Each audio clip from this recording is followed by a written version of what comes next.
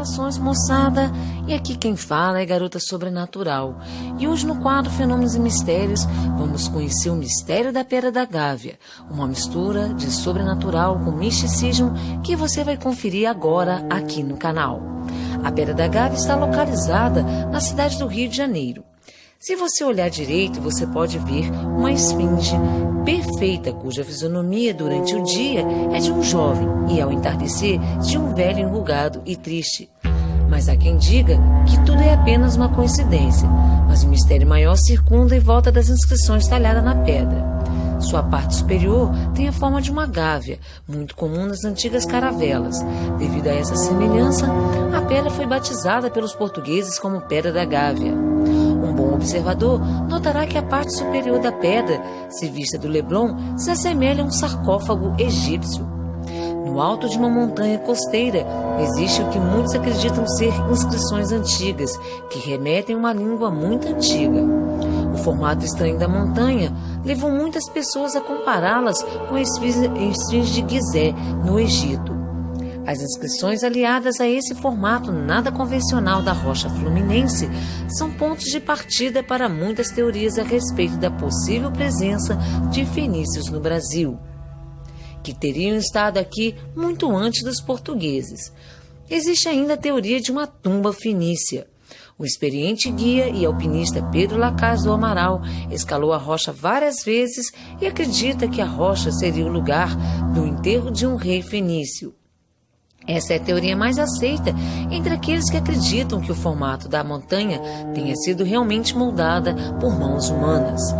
Alguns sinais do lado da pedra teriam chamado a atenção de Dom João VI e do seu filho, o imperador Dom Pedro I. Tais sinais foram datados antes de 1500.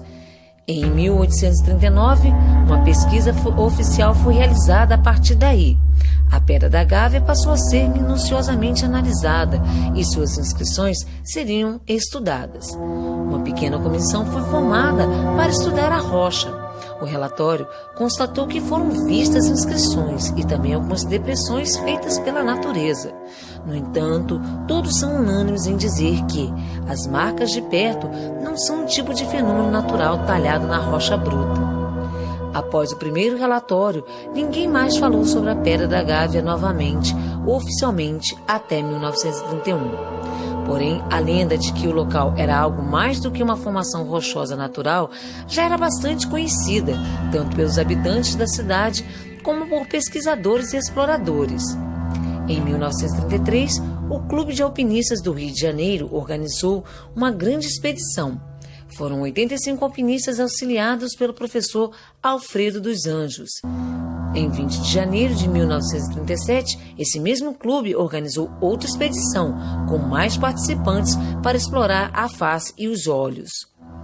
Essa foi a primeira vez que alguém visitou aquela parte da rocha. Em 1946, o Centro de Excursionistas Brasileiros conquistou a orelha direita da cabeça, que está localizada em um ponto de difícil acesso. Qualquer contratempo resultaria em uma queda de 20 metros. Na orelha direita foi encontrada uma entrada de uma gruta que leva a uma caverna longa e muito estreita. O comprimento desse espaço se assemelha à largura necessária para percorrer a cabeça da orelha até a outra orelha.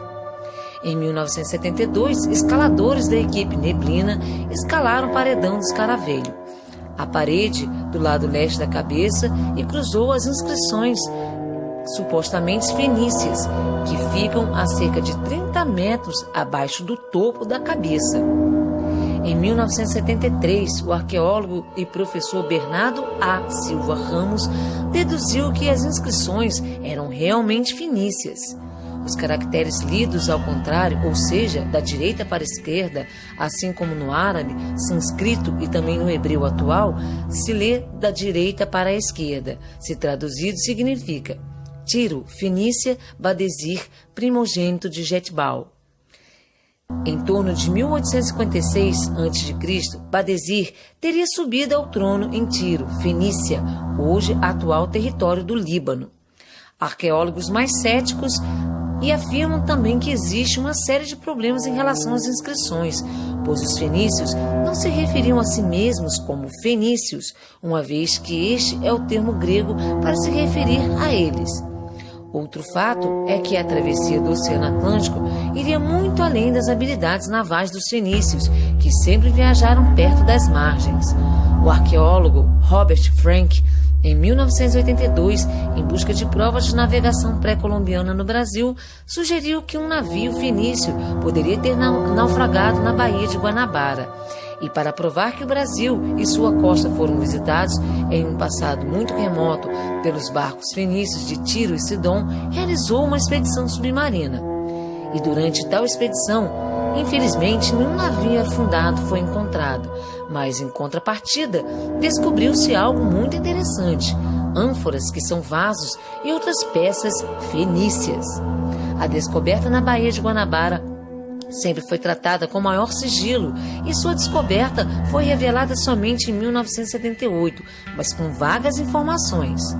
Na parte de cima da cabeça existem pedras enormes no topo da cabeça, que se assemelham a uma coroa ou um adorno.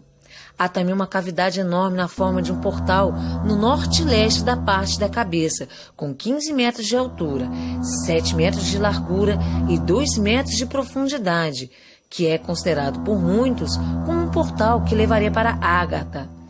Por mais absurdo que seja a teoria do portal, revela a semelhança do misterioso portal em Amaru-Muru, localizado no Peru, que, segundo muitas pessoas, seria um portal para outra dimensão.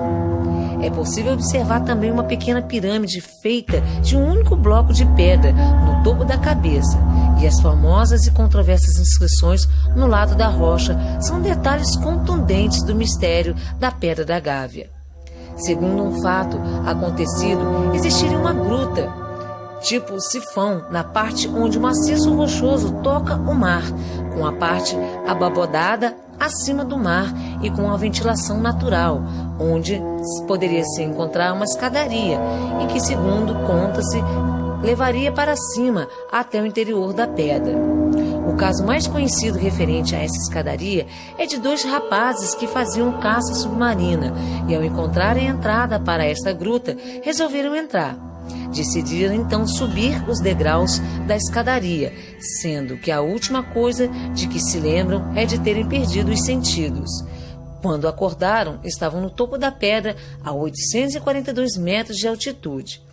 Em 1937, 2 cientistas foram submetidos a uma análise clínica depois de passar uma noite na pedra, onde eles juram ter visto uma estranha luz verde saindo das lacunas de todo o portal, de onde viram muitas estátuas humanas também dentro.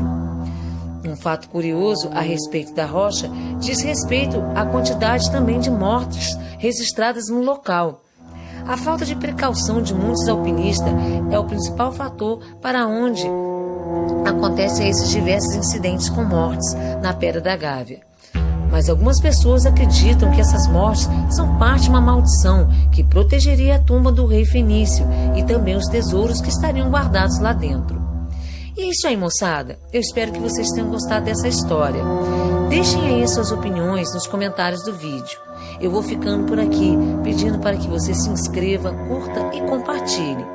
E se você tem algum relato sobrenatural ou conhece alguma história assustadora, envie para o link que está na descrição aí desse vídeo. Obrigada! Um forte abraço a todos vocês e até a nossa próxima história aqui no canal, moçada!